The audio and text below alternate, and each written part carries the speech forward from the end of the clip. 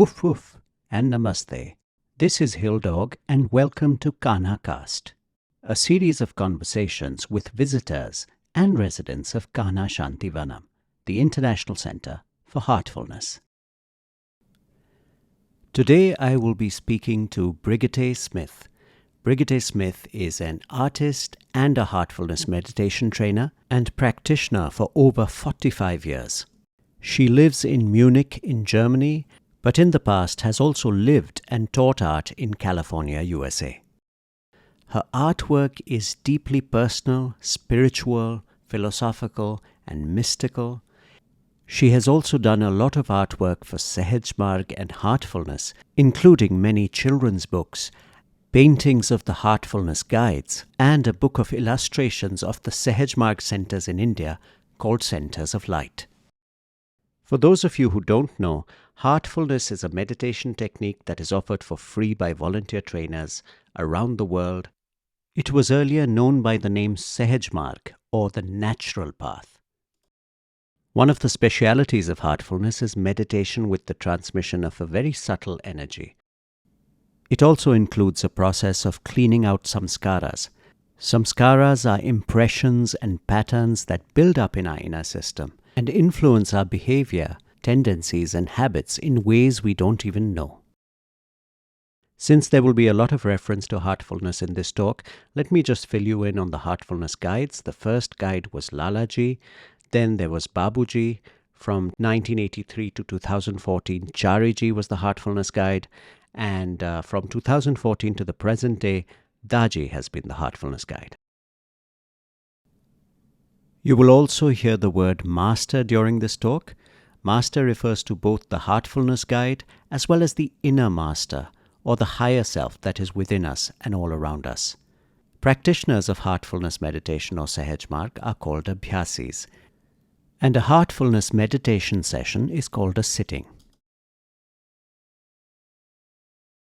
Now, sister, you've been working in the visual medium for a very, very long time. And all your art is extremely heartfelt and spiritual. There is a very deep connection of the spirit within all your art. So this connection to spirituality in your own life, personally, when do you think it started? You mean when my journey started? Was in 1976. And in 77 I met Babuji. And I was there drawing all the time. He came over sometimes and looked over my paper and said, "Are you creating again?" But the change into more spiritual content came much later. I went to Chariji once 30 years ago and said that I have no more inspirations. My faucet is dry, I said. And he said, "Oh, that's wonderful." I said, "How can you say wonderful? It's terrible." So then he became very sweet and serious and said, "What you have done till now was reflecting on your samskars. And what you will do from now on, you will be reflecting your spiritual life." So that happened also, and I was very surprised because I didn't have control over it anymore. I was a servant of the path. Wow. That made me very happy. Wow. But, I know this story because we have been associated a long time. But for people who do not know this story, your journey started at that time when you met Babuji. But the calling of the spirit was, of course, much earlier. Yes. And when was that really, sister? When I was in a Russian refugee camp, I was 7. And it was chaos, as you can imagine, 1945 in Germany. And what means chaos, people only know who have met chaos. So there I heard a voice as a little girl. It was around the death of my mother, who died on the escape on typhoid fever. And the voice said, "As long as you're a little girl, you have to be very unhappy. But when you're a grown-up woman, something special will happen to you and you will be very happy. So I kept this as my survival pack. Since I was, as a small child, experiencing violence on the escape from the Russians, I've seen people being shot. I have seen chaos, as I had mentioned before, and what chaos means to people, what chaos means that there is no law at all anymore, just primitive survival. Though I was a child, I had seen it. So it grew in me that I would like to serve. But it became stronger when I was a teenager. I walked by accident into an exhibition of photography of concentration camps. And I had not known this. In that time, it was not taught in Germany. And now, yes, because the young German generation is looking at reality. But at that time, not. And I was so overwhelmed that I thought I disappear. That measurement of anti-life was so overwhelming. So that was a very strong point in me to look for self-education. And 31 years later, I was sitting in Munich after already quite a bit of living and mistake-making in an information evening of Sahaj Marg, and they explained to me about transmission and about cleaning. So I thought, wow, if this really works, I have to check if it really works, but if this really works, then it would be evolution. So then when I said this, I had a strange swirling movement inside the chest, and then I heard the second time and last time, a voice. It's not my talent, I don't hear voices normally. And this voice was in English saying, "That's it, I'm home." Wow. So when 6 months later, I went to see Babuji and I told him this because I wanted to have it verified, because I don't like to make romantic stories about such a beautiful, serious path.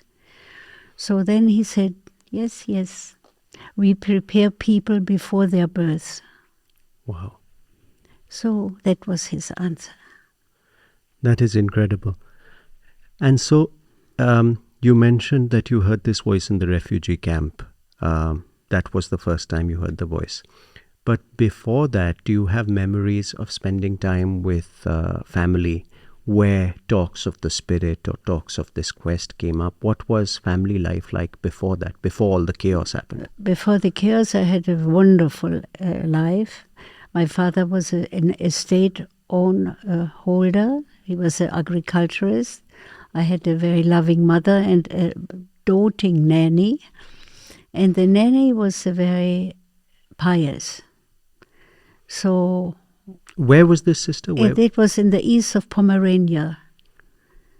My father had also the job to take care of the big estates around because the men were in war and it had been his profession.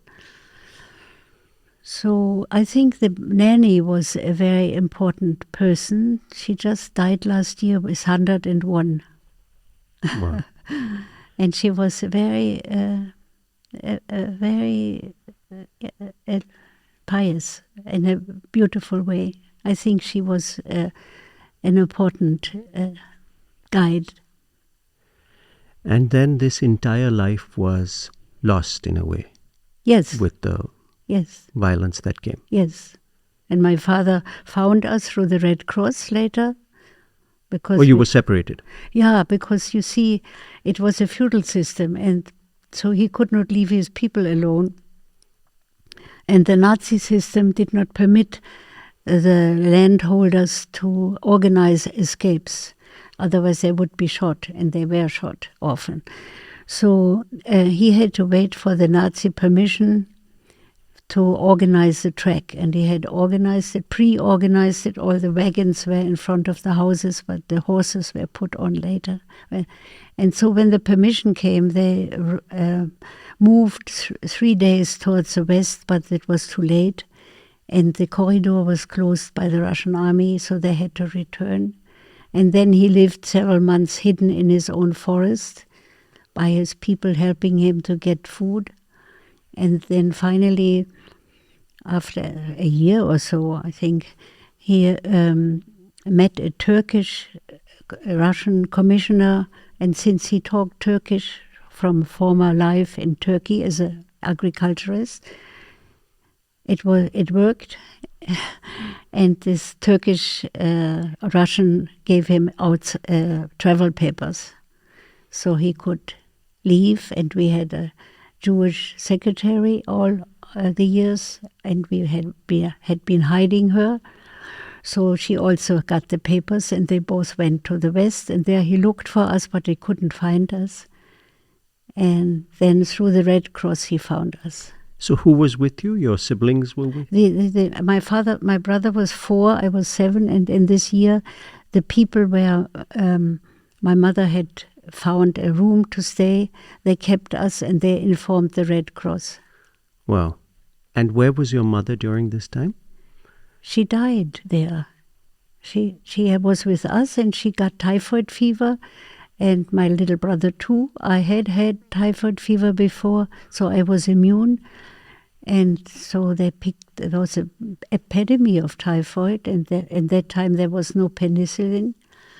So last time I saw her when she was put on an open truck with a little boy. Yeah. So this calling, of course, was there with that voice and with the nanny's influence, who was very pious. What about art? Where did the calling of art start? Apparently I was asked when I was 3 years old, what do you want to do? And I said, to draw. Wow. It was... always, I didn't think of...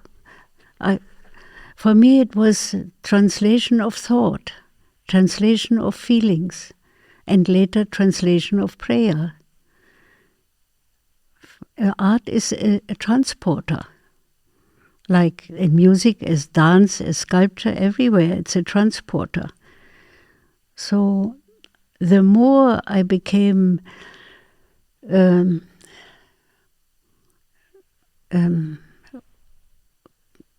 interiorized, the more the transport became a point of joy for me, and service also. So I can't demand the paintings after Chariji put me on the right road. I have to wait till they come. So first I was a little uneasy because I was used to have control. So then I understood, okay, I don't have control. I do have control over the quality, but not so much over the subject that is appearing, which in time, of course, made me very, very happy, because this type of service is wonderful. Wow. Thank you. Because it's very easy in the art world also. You see a lot of art is very ego-driven, Mm-hmm. And the self is kind of imposed on it. I mean, everybody signs their art. It's you. You have made the art. Mm-hmm. It's in a sense taking the job of the creator, Mm-hmm. And Yes. there is. Do you find that it's a danger for young people starting out in art to get? Sure. I mean, I notice that people give me good words about my paintings, but it doesn't influence my heartbeat, because I have just done it because I was told to do it. Wow. So, but of course, earlier, before this transition happened, of course, I was happy if I was accepted by society. But I was never really accepted by society with my art because I was a little strange for the normal German art consciousness. And now, strangely enough, I grew into the time. Yeah? Yes. I'm not yes. so strange anymore for them. Doesn't bother me. Wonderful. Wonderful. But is there any difficulty, like you said, you receive this, what to do in art. But people also experience, writers experience writer's block where they just don't get the inspiration. Does that ever happen to an artist? No, you see, there are other things I can do. I love animal pictures, nature pictures. They are outside of the demand. And then I have been an illustrator before for 200 children books. So, I have never a problem not to know what to do. Mm-hmm. But when the special paintings come, then I just have to accept that they come or not come. Wow. So coming back to your journey with Sahaj Marg, you met Babuji, and I am guessing you must have explored other ways to quench the quest of the spirit earlier, other systems. How did you choose that this is the one? I never entered any other system because I was very much looking for a path, because I have 3 daughters. I understood before our path, I understood that I have to find a way to educate myself, because I didn't want to put my daughters into the same system of brain stuff which I inherited from my family. That I knew. I didn't know about samskaras, but I knew that I need to do something to give them a better freedom. So I did look for meditation, but I never entered anything because I saw so many other systems from afar having to do with fame, with money, with bells, with flowers, with whatever stuff. And I didn't want any decorative stuff. I didn't want any ritual stuff. I wanted just a clean work. And when I listened to this first information evening of Sahaj Marg, I thought, this is clean. But I have to check if it is like this. So can you tell us, you came to India, when did you come to India, and the first meeting with Babuji? Can you tell us when that happened?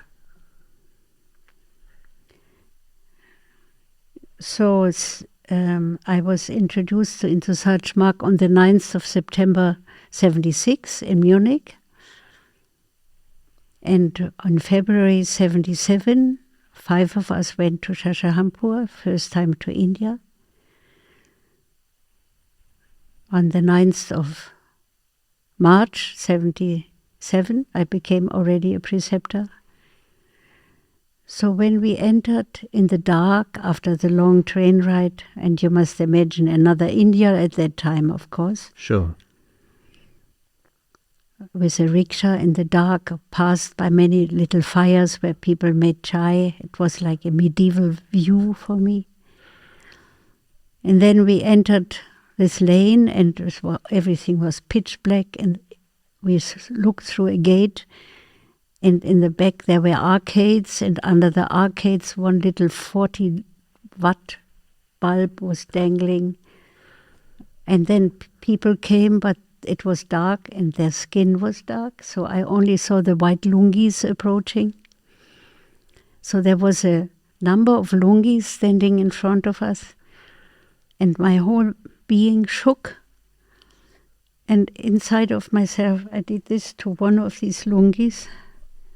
Then they brought a torch, and then it had been Babuji. So when I experienced for the first time a totally different measurement of existence, that a human being can be such a human being changed the measurement of life. It changed the measurement of hope. It changed the measurement of everything. To meet such a unlimited source of life. And in his presence, I think we got the gift of experiencing our essence as well, because it was a gift of his presence. One needs many years, I think, to work, to be able to feel one's essence. So, when I experienced this presence, I said to myself, this here is home, and I will never leave it. How beautiful. How beautiful. And then, of course, a beautiful journey just unfolded. You kept coming back to India. Yeah, this is my 50th journey. Wow. 50th time in India. Yes. Wow. That's amazing. And of course, you were made a preceptor, trainer, and you started training people. And you had many travels in India. And then there was the transition, 1983. How was the fact that Babuji, somebody who you had looked to, was no more in his physical body? How was that time for you? Yeah, first I thought I will implode or explode or stop living. And then I thought he gave this as an order. So I decided to go already in 84 to India and meet Chariji. I had met him before as a preceptor, but not as a successor. So when I met him in Gayatri, he walked towards us and greeted us, and I saw, oh, now he's all alone. And I saw a mantle of stars around him. Then he gave us 2 sittings. In the sitting, I prayed to Babuji. And I said, I have been here in obedience to your demand, but my soul needs help. So in the first sitting, I saw Babuji curled up inside of Chariji in a totally happy mood, very beautifully happy mood, sitting. In the second sitting, I saw Babuji coming out of Chariji's head with a kurta, a cap, and the braid of flowers. So I wrote this down on a paper and I gave it to Chariji. This is the experience. And herewith I give you my service and my obedience.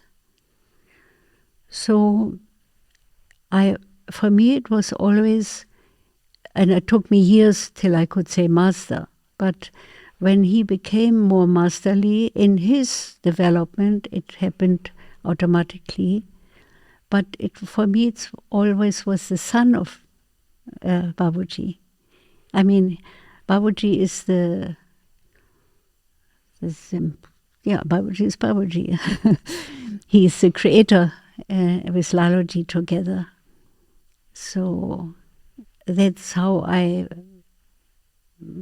became an active member of the mission and continued later with Daji, because I feel their sonness. Wow. Wow. And of course, not just the masters, you've also met lots of heartfulness practitioners, because you did a book of the Centers of Light, which was ashrams across India, Sahaj Marg centers across India. And that took you to all corners of India with sometimes very adventurous, to put it mildly, experiences. Yes. So, how was that, meeting the people? Also, mostly in the poor and small ashrams. It was more heartful than in the big established ashrams, which is, probably human. But I remember also some ashrams where they didn't even speak English. It was wonderful. So, and of course I had to interact, because they had to build a little house over my brain all the time, because I had to sit in the sun to do the watercolor for 5-6 hours. So it was a wonderful experience, this journey from Assam to Madurai and clear across. But I think we have to always be careful, if we are a long time in the mission, if we are so-called established, to remain innocent with each other. We were just now in Ajanta for 4 days, and there again I was so moved by the innocence of heartfulness and hospitality that warmed me very much. So it was the small, the unknown, which were the most impressive for me. Wow. And you have seen Sahaj Marg grow from that street where you walked in late night and you found Babuji standing in the courtyard, to this campus here today, Kana Shantivanam, which is a huge campus. How do you see the change? How do you see the growth? Yeah, I think one should not be misled with outer advancement. That's very important, because it's deeply moving, deeply moving, that Daji is creating something like a laboratory for the future. I mean, if I think about it, I could cry. It is so clean and so multifaceted. But one has to always remember, the simple thing is the divine and me. And my search and my sincerity. But that he is capable, unbelievable, that he's capable of, that the nature is blooming, that the capacity of people are advancing, that education is working, that research is working, that it's so very wonderful. And one very important point, 2.5 years ago when I was here, when the ashram was built, I saw many workers from all over India, laborers. And one important point happened. I saw, you see, through human existence on the planet, it was always the main boss, the in-between, the capo, who gave the work to the third one, and the third one, the poor guy who paid the price of blood, right? Since always. Here I saw it works different. It works different. I talked to many laborers also. Here, the third one, the little one, is not misused, because the capo who has to give him work has to do his cleaning and he has to be responsible for the big boss. It is fantastic. That what has never happened yet on the planet is possible. That's why I said it's a laboratory for the future. Wow, that's beautiful. That's a beautiful definition of Kana. And I think it's a great reminder also that to keep the inner connection, Yes, while all this outer expansion. that's the central. So in all your years of engaging with the mission and keeping, seeing it grow, seeing more and more people come in, if you had to give youngsters starting out or who are on a spiritual quest and have discovered heartfulness, what is the most important thing in this practice? What should they not lose sight of? The main thing is you, your prayer, your devotion, your cleaning, you and yourself and your divine. So whatever job you have or whatever profession, or it's very important to be in this very basic center. Otherwise you lose yourself in becoming somebody important, so to say, which has no value at all. So you have to... You see, we were given, each of us are given a certain job to do in our incarnation. And like Plotinus also said, this Greek philosopher, it has a reason to fill it with the divine, whatever job you have. It can be a pharmacist, a doctor, whatever, a gardener, a shoemaker, whoever. You just do your job, but you fill it with your divine love. This is the main thing. So important is, I think, when people come, that they don't become important as functionaries, because then it spoils. Absolutely. Absolutely. That's so true. And for the rest of the world, the future, I mean, you, in your childhood, you faced great tumult. There are tumultuous times even now. We had the COVID pandemic, which was something that the world had never seen. Do you look to the future with optimism? Or where do you see the future of the world going? You are exposed to both the West and the East.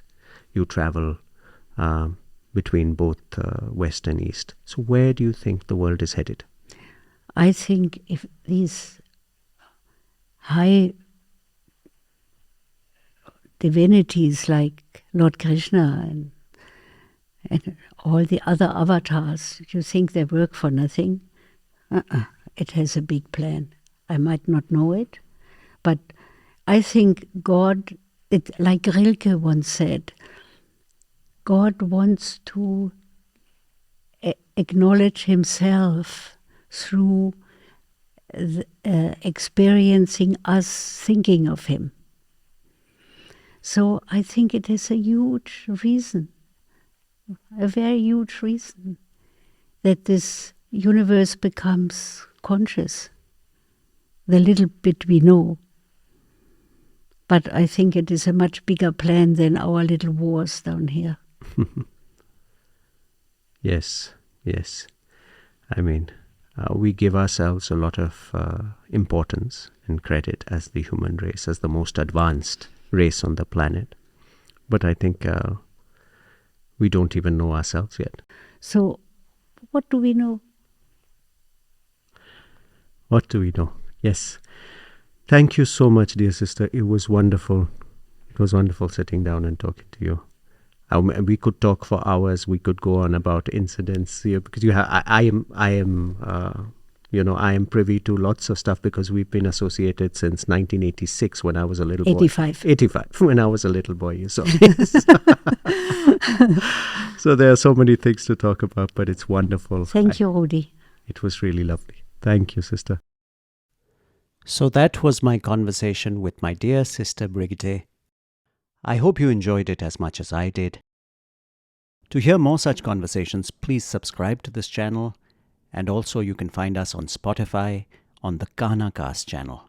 That is KANHACAST. Thank you for listening. This is Hill Dog signing off. Woof woof.